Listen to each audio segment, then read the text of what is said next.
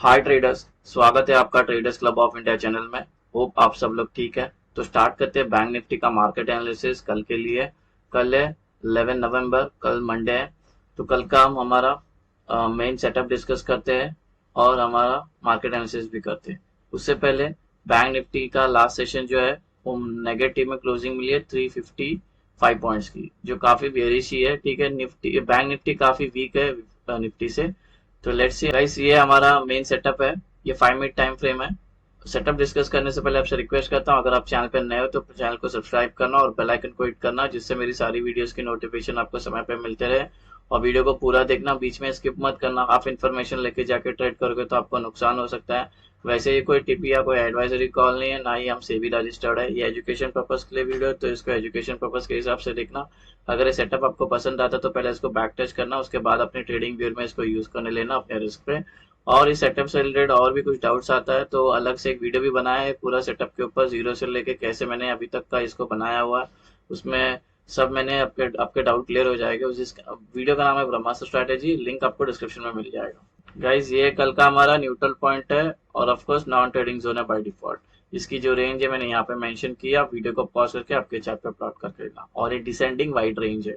Level discuss करते हैं। याद रखना, जो हमारे रेजिस्टेंस होते हैं वो बाय डिफॉल्ट हमारे नॉन ट्रेडिंग जोन होते हैं। तो ये रेजिस्टेंस 1 है और ये नॉन ट्रेडिंग जोन है और इसकी रेंज है। और इसी के अंदर प्रीवियस डे हाई इंक्लूड है, मैंने यहाँ पे लिखना भूल गया। रेजिस्टेंस 2 नॉन ट्रेडिंग जोन, ये उसकी रेंज है। रेजिस्टेंस 3 नॉन ट्रेडिंग जोन, ये उसकी रेंज है। रेजिस्टेंस 4 नॉन ट्रेडिंग जोन और ये उसकी रेंज है। रेजिस्टेंस 5 नॉन ट्रेडिंग जोन और ये उसकी रेंज है। रेजिस्टेंस 6 नॉन ट्रेडिंग जोन और ये रेंज है। अभी सपोर्ट लेवल मार्क करते हैं और जो हमारे सपोर्ट भी होते हैं वो technically non trading zone add करते हैं। तो ये सपोर्ट 1 नॉन ट्रेडिंग जोन और इसकी रेंज है।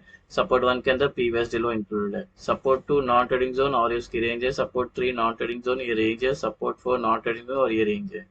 सपोर्ट 5 नॉन ट्रेडिंग जोन और ये रेंज है। सपोर्ट 6 नॉन ट्रेडिंग जोन और ये रेंज है। ट्रेडर्स, ये हमारे कल की एंट्री और एग्जिट है। एकदम सिंपल है। ऊपर के साइड में नॉन ट्रेडिंग जोन के ऊपर साइड में ग्रीन एरोज मार्क करना है। नॉन ट्रेडिंग जोन के नीचे साइड में रेड एरोज मार्क करना है। बेसिकली ग्रीन का मतलब है बाय करना है, लॉन्ग होना है, और रेड का मतलब है सेल करना है, शॉर्ट करना है। अभी सेटअप के दो इंपॉर्टेंट रूल है, वो समझ के लेते हैं और सेम आपको निफ्टी में भी अप्लाई करना है। जो रूल नंबर 1 है हमारा, पहले भी डिस्कस किया, प्राइस को नॉन ट्रेडिंग जोन में होना चाहिए। ये हमारा नॉन ट्रेडिंग जोन है। एग्जाम्पल के लिए देखने गए तो प्राइस इसके अंदर होनी चाहिए। ठीक है। और जो रूल नंबर 2 है, प्राइस को नॉन ट्रेडिंग जोन में है तो उसको 15 मिनट उसके अंदर सस्टेन करनी चाहिए। ये एनटीसी है, टी नहीं था, मैं अभी मेंशन किया। तो नॉन ट्रेडिंग जोन में 15 मिनट सस्टेन कर चाहिए। एग्जाम्पल के लिए इसके अंदर आ गई है नॉन ट्रेडिंग, तो इसके अंदर 15 मिनट सस्टेन करिए। इसके बाद जिस साइड का ब्रेकआउट करिए उस साइड का ट्रेड बनता है। एकदम बेसिक है, इसके बिना हम ट्रेड में एंटर नहीं हो सकते, ये याद ध्यान रखना। एक बार आपको टारगेट बता देता हूँ कैसे लेने हैं हमारा। तो एग्जाम्पल के लिए हमारी प्राइस यहाँ पर है, यहाँ पे दोनों भी रूल मेट हो जाते हैं और ये ब्रेकआउट आता है और इस ट्रेड में एंटर हुए तो टारगेट क्या होगा, पहला टारगेट, दूसरा टारगेट, तीसरा टारगेट। अगर ये वाला ऊपर ट्रेड में एंटर हुए तो इसके ऊपर के दो लेवल में टारगेट। सेम वे दोनों भी रूल मेट होने के बाद ब्रेकडाउन आता है, ये नीचे का ट्रेड लिया तो पहला टारगेट, दूसरा टारगेट, तीसरा टारगेट। अगर ये वाला नीचे का ट्रेड लिया तो इसके नीचे के लेवल होंगे टारगेट। अगर ये वाला नीचे का ट्रेड लिया तो इसके नीचे के लेवल होंगे टारगेट। सारे टारगेट आपको ऐसे लेना और निफ्टी में भी यही अप्लाई करना है। ठीक है। अभी फ्लैट ओपन का डिस्कशन करते हैं। मार्केट यहाँ पे क्लोज होगी, कल इसी के अंदर ओपन होती है और इसी के अंदर सस्टेन करती है। यहाँ पे रूल नंबर 1 और 2 मेट होती है। तो जिस साइड का ब्रेकआउट करेगा उस साइड का मार्केट बनता है। अभी गैप अप डिस्कस करते हैं। प्राइस यहाँ पर है, सपोज एक गैप अप यहाँ पे ओपन होती है तो टेक्निकली नॉन ट्रेडिंग जोन में ओपन हो जाएगी, जो रूल नंबर 1 है। इसके अंदर थोड़ी देर सस्टेन करती है और रूल नंबर 2 मेट हो जाती है, फिर जिस साइड का ब्रेकआउट करेगी उस साइड का मार्केट बनता है। अगर यहाँ पे गैप अप होती है और अपने आप को यहाँ पे सस्टेन नहीं कर पाती है, तुरंत बड़ी बड़ी कैंडल बन के गिरना स्टार्ट करती है या और ऊपर जाना स्टार्ट करती है, तो ऐसे में हम ट्रेड नहीं लेंगे जब तक प्राइस नॉन ट्रेडिंग जोन में नहीं रुकती है। तो गैप अप हुई और एक गिरना स्टार्ट किया और इस नॉन ट्रेडिंग जोन में रुक जाती है, इसमें R1 मैट हो जाता है और यहाँ पे टाइम स्पेंड करती है तो R2 भी मैट हो जाता है, फिर जिस साइड का ब्रेकआउट करेगी उस साइड का मार्केट बनता है। अगर एक gap up non trading zone के बीच में ओपन हो रहा है तब वेट करेंगे, प्राइस को पहले नॉन ट्रेडिंग जोन में आना चाहिए, फिर वेट करेंगे हमारा इसके अंदर रूल नंबर 1 और 2 मेट होना चाहिए। जैसे ये रूल नंबर 1 और 2 दोनों भी मेट होते हैं, फिर ये जिस साइड का ब्रेकआउट करेगी उस साइड का मार्केट बनता है। अभी गैप डाउन डिस्कस करते हैं। प्राइस यहाँ पर है, कल गैप डाउन यहाँ पे ओपन होती है तो टेक्निकली नॉन ट्रेडिंग जोन में ओपन हो जाएगी, जो हमारा रूल नंबर 1 है। इसके अंदर थोड़ा देर सस्टेन करती है तो रूल नंबर 2 भी मेट हो जाएगा, फिर जिस साइड का ब्रेकआउट करेगी उस साइड का मार्केट बनता है। अगर यहाँ पे गैप डाउन होती है और ये ऊपर जाने लगती है या और नीचे जाती है, यहाँ पे अपने आप को ये सस्टेन नहीं कर पाती है, तो जैसे गैप अप में डिस्कस किया था, सेम यहाँ पे भी वही रूल अप्लाई करना है। तो गैप डाउन होती है और सपोज ये ऊपर जाने लगती है, यहाँ पे भी नहीं रुकती है, एक ही कैंडल से ऊपर ऊपर जाने लगती है और इधर आके ये नॉन ट्रेडिंग जोन में यहाँ पे रूल नंबर 1 मेट करती है और रूल नंबर 2 भी मेट करती है। फिर जिस साइड का ब्रेकआउट करेगी उस साइड का मेथड बनता है।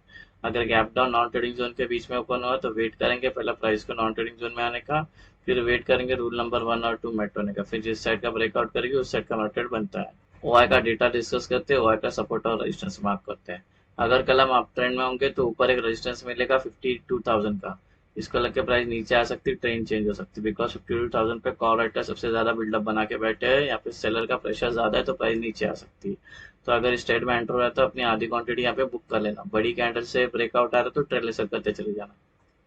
अगर कल हम डाउन ट्रेंड 51,100 का, इसको लग के प्राइस ऊपर जा सकती है, ट्रेंड चेंज हो सकता है, बिकॉज जो पुट राइटर्स है पी के साइड से हुआ सबसे ज्यादा स्ट्राइक प्राइस पे प्रेजेंट है, यहाँ पे सबसे ज्यादा सपोर्ट है, तो यहाँ पे बायर्स एक्टिवेट हो जाएंगे, तो इसको लग के प्राइस ऊपर जा सकती है, ट्रेंड चेंज हो सकता है। तो अगर यहाँ पे रूल नंबर 1 और रूल नंबर 2 मेट होता है, सस्टेन करने के बाद नीचे आता है, तो थोड़ा सा ध्यान से एंट्री लेना, यहाँ पे एंट्री बनेगी, सेफ वाली एंट्री बनेगी, ठीक है। एग्रेसिव में क्या होगा, एग्रेसिव एंट्री तो आप ले लोगे, ऊपर फिर से आएगी ट्रेंड चेंज करके तो आप कैंसिल कर सकते हैं। तो सेफ और एग्रेसिव एंट्री थोड़ी देर में एक्सप्लेन करता हूँ। लास्ट में हमारा पुट कॉल रेशियो चल रहा है 0.6, बैंक निफ्टी का 0.6 पुट कॉल रेशियो चल रहा है, यानी कि ये काफी बेरिश हो चुकी है, ठीक है। कल अगर ये गैप डाउन होती है तो 0.5 और 0.4 पहुंच जाएगा, तो रुक जाना ट्रेड करने का, गैप डाउन हुई तो, ठीक है, क्योंकि ये ऊपर एक पुल बैक मारेगा या शॉर्ट कवरिंग आएगी, उसके बाद ये डिसाइड करेगी इसको साइडवेज देना या और ऊपर जाना है या नीचे जाना है, ठीक है। तो थोड़ा शॉर्ट कवरिंग का ध्यान रखना मॉर्निंग में, ठीक है। कैसे करना है वो आपको एक बार एक्सप्लेन कर देता हूँ। एग्जांपल के लिए प्राइस यहाँ पर है, यहाँ पे हमारा रूल नंबर 1 और 2 दोनों मेट हो जाता है, ठीक है, और ये ब्रेकआउट आता है, तो ब्रेकआउट वाली कैंडल छोड़ के नेक्स्ट जो 3 कैंडल है तीनों भी ग्रीन बननी चाहिए, साइज कोई भी चलेगा, उसके बाद जब एंटर कर रहे तो ये सेफ बुलिश एंट्री होगी।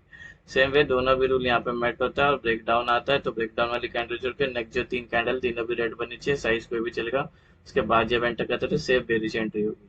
अभी एग्रेसिव एंट्री में एक्सप्लेन कर रहा हूँ। प्राइस यहाँ पर है, रूल नंबर 1 और 2 याद रखना, ये दोनों भी मेट होता है, ब्रेकआउट आता है, तो ब्रेकआउट वाली कैंडल छोड़ के नेक्स्ट जो कैंडल है वो एक कैंडल ग्रीन बननी चाहिए, साइज कोई भी चलेगा, बस ये जो कैंडल बनेगी ग्रीन वाली, ये नॉन ट्रेडिंग जोन को टच नहीं होना चाहिए, उसका विक भी टच नहीं होना चाहिए, उसके बाद जब एंटर करे तो एग्रेसिव बुलिश एंट्री होगी।